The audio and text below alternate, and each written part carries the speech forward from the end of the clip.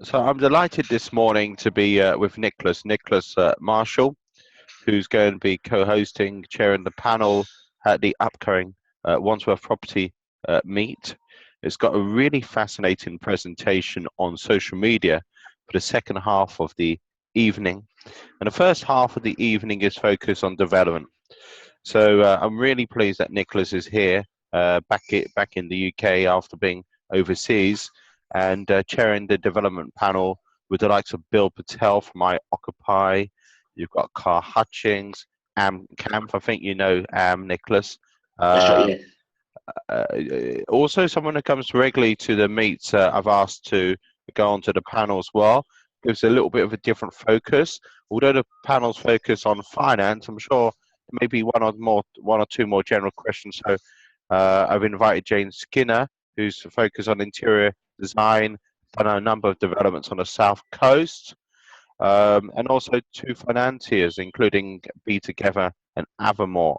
Um, Nicholas, we were just discussing beforehand what makes a good deal, and to be fair, whether you can access the finance or not, the key question is first of all about how you source your deals and how you find your deals.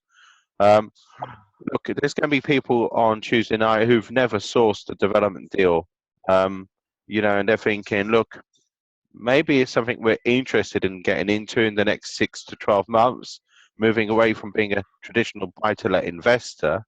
Um, what would your advice be to them? And just to put in context, Nicholas, your largest project to date is a 17-unit development in Caterham, Surrey, a mixed unit development.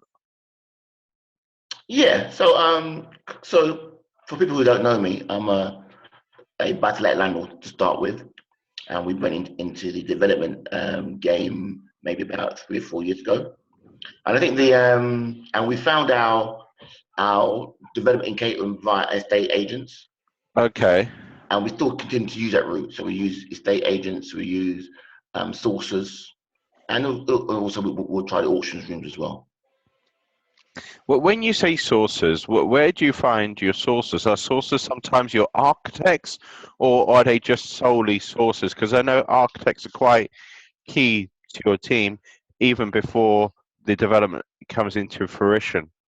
Well, so far we've had deals from our accountant, yeah, an Sure. architect, funny enough. But I think that they're mainly just people that focus on sourcing properties. Okay, okay. Um, some may be in the room. What would your advice be to people who are looking to connect with sources? Um, how do you approach sources? How do you ensure that you get the best deals from the sources? Because sources after will have to look after, I don't know how many people on their books, but you follow the question, Nicholas. Yeah, follow the question. How can you sort Well, of like I think like anything else, as long as you're specific with what you want and you're very specific, very detailed in what you want, it'll help them to help you. Yeah, so you mm, won't get a lot of things that you're not looking at. So we're quite specific in what we want. We've got a specific area, we have a specific amount we want to spend, we have a specific GDV, and all that is conveyed to the sources. okay, so they also know the GDV, not just the geographical area that you're looking at. In Correct. terms, I don't want to give the clue away where your geographical area is, but I think you said it publicly anyway. But in terms of geographical spread, what are we talking about in terms of mileage or acreage? Well, Uh, basically, our area is quite large. So we're based in South London. So it's really anywhere from Battersea to Gatwick Airport. This is quite a large spread, but it's an area that we know quite well, and that's where our business is, and it's where our sources work from. sure. So, what do you think some of the key questions people should be finding out if they're moving into the development industry? For you, what was your biggest takeaway, your biggest aha, your biggest learning curve from moving to from a traditional buy-to-let investment? I was speaking to Carl the other night, and he said, it's a completely different mind shift because as a buy-to-let investor, your biggest cost might be at some point, fixing the boiler, for example. Whereas being a developer, it's a completely different ball game. Was it about how you're an effective project manager or putting an effective project manager in place, or was it something else which was the biggest learning curve, particularly in that 17 unit development in Caterham? Oh, I think our biggest learning curve was to be prepared. When doing a project of that size, you have to be prepared. So you need to make sure that you got a good team around you. And anybody hear me speak about it before is about having a great team, good teamwork, and being prepared and being planned. So to make sure that you've got your tradesmen there, you've got your utility services coming in. It's all about having a proper time scale and a timetable to get the project completed. That's interesting, Nicholas. You talk about utility services. So, who looked after that? Because I have to admit, it didn't come across my mind about utility services. If it's a brand new development, which it was for you, if it's a refurb, that's completely different in terms of utility services. Yes. So, is there specialists who look after that, or you pass that on to the architect, or you did that, Nicholas, in terms of So, work? so within our team, we had a person that did the project management, and Sure. that was one of his duties to make sure that the utility service was lined up to do. Because you can wait 3 months, 4 months. Wow. Yeah, so you got to book them in advance. Okay. That's interesting because I never heard of that before, Nicholas. Or Yeah. you may have mentioned it at meet, but I may have not picked it up about utilities and so forth. So, how did you find your project manager? And Nicholas, of course, at some point, if I can convince you, you'll be presenting for me at some meet this year, and people can ask you a lot more questions. But it's just fascinating, partly the openness which you give about creating a brand new unit. And it's also fascinating that you've moved from the buy to let industry, or open to other sectors of the property industry, I would say, more than moved. But the key question we were looking at is, in terms of your project manager, how did you find them? Through networking, through word of mouth recommendation? They already did some of your refurbs at your buy to lets before you moved on to the, and you're not new to this either. Just to make it clear, about 20 years as a buy to let investor, is that right, Correct. Nicholas? Yes, that's right. Yes. Yeah. So the person that did the project management, he was a member of the team. So we had different duties. My duties was a finance side, and his duties was the project management. And I've got to say, he did a great job. And again, I think he did a great job because he's quite a detailed person, and he was able to get his timetable right and talk to the right people, and also have a good connection with the people that were building it out for us. Okay. And in terms of finance side, was that about working with private investors or working with high street banks? Or when you say your side was the finance side? So we work with three. We work with a bridger, we work with private finance, and we work with a private bank. Okay, and not a high street bank, but No, a private bank private bank. as such. Um, and you'd already built relationships with the bridger and the private banker before you went into the 17 unit development? Or, and just to clarify to the listeners, the 17 unit development is about a year old, is that right, Nicholas? Or It's a year old now. Yes. Happy so? birthday. Yeah, definitely happy birthday. And I still say I will go down there to do a video with you because it's quite amazing. For me, it's amazing that you went from a buy to let investor, I presume it was 3 bedrooms, 2 bathrooms, and things like that, to a 17 unit development, which is, although there are some people, possibly Nicholas, who aren't even doing the traditional buy to let model, going straight into development. Now, Carl had some warnings about doing this the other night, about be careful about what you're outlaying in terms of expenditure. What advice, what would be the golden nugget of information you'd give to people who are thinking, look, should we just bypass buy to let and just go straight into development? Or possibly maybe they should be looking at other possibilities in the development industry? No, I'm a firm believer in what suits your personality. Yeah. So if it suits your personality, do it.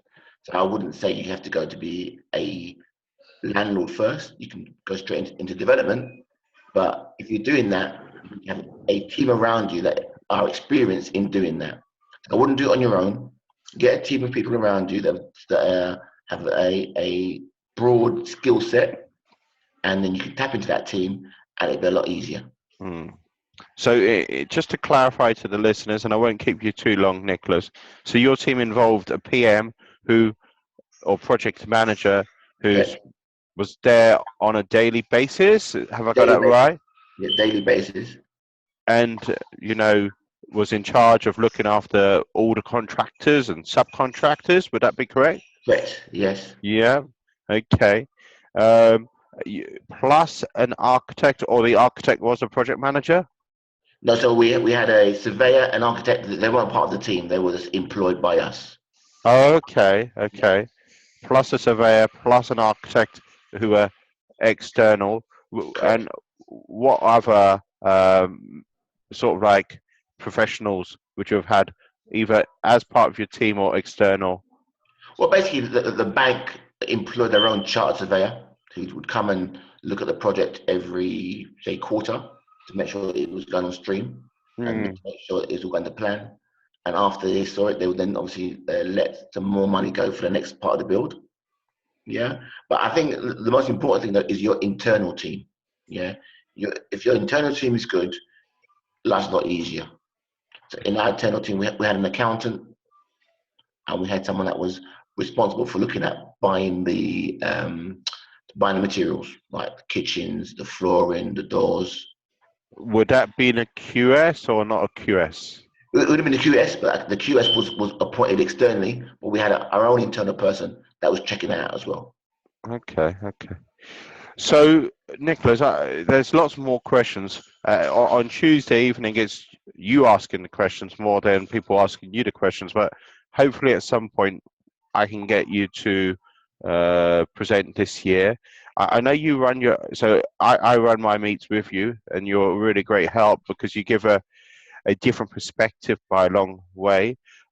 You run your own meets as well. I've seen some things on Facebook. It's fairly soon your upcoming meet. Is that correct? Yeah, so we run a bi-monthly meet, and it's going to be our next meeting is going to be on the 6th of April. But we have a special meet this coming Saturday, the 25th of February, with a lady called Denise Naylor, who's talking about cash fundamentals and building your cash pile. Okay, okay. So that's unusual because you're doing it on a Saturday rather than on your traditional day. So it's slightly different to your normal Yes, evening meet. but it's an all-day workshop, and if you get a chance to come down, click on my Facebook page, you'll see details about it. And Denise Naylor is a very talented and experienced lady. So yeah, I think it's worth a visit. Nicholas, I was going to say, in terms of April, have you finalised who's speaking at your upcoming meet? Not yet. I need to kind of getting someone on the dotted line, but as soon as I know, I'll let you know. Okay. So is the easiest way to connect with you, Nicholas, directly through Facebook, Nicholas Marshall, or is it better to go through Freedom of Choice on website, or what's the best way? I think at the moment Facebook, but also I'm also on LinkedIn. So yes, either medium. Okay, okay, okay. Brilliant. I look forward to seeing you this coming Tuesday, Nicholas. As I say, we've got a very, very interesting panel, partially because you're there as well to ask the questions, and a huge influence of you as well, because your area is slightly different in terms of geographical to where Cars is. Cars was more southwest than Surrey. Bill Patel's is Luton, so quite outside of central or south, quite a distance from Wandsworth. Not necessarily that far, but a distance away from where your geographical areas are. Jane focuses more on holiday-let developments, and that's on the south coast. And Am Kampf, I would suggest and Am probably better than me, Nicholas. Am's concentration is around the Wandsworth Battersea area, plus two finances as well. And plus, there's a social media presentation with a complete different twist. So that social media presentation is with Rob Lee, who I would say personally, he's been a huge influence on the likes of Nicole Bremner using Snapchat effectively. Rob Lee looks at all social media platforms, but definitely a focus on the likes of Snapchat and geolocation as well. So, Nicholas, I want to say huge thanks to your time this morning. I want to say huge thanks to listeners. The one thing I'd ask the listeners to do twofold. One, if there's any comments, questions, let me know. And also, if there's suggestions of speakers or topics you'd like covered in the YouTube interviews. But Nicholas, for the moment, I just want to say huge thanks for you taking time out. My pleasure. Look forward to seeing you guys on Tuesday, and please come with your questions. So if you have any questions beforehand, please email Brendan with the questions, and we'll make sure that it's asked to the panel. Okay. Huge thanks, Nicholas, and huge thanks to the listeners as well. Thank you. Thank you. Bye. Bye-bye.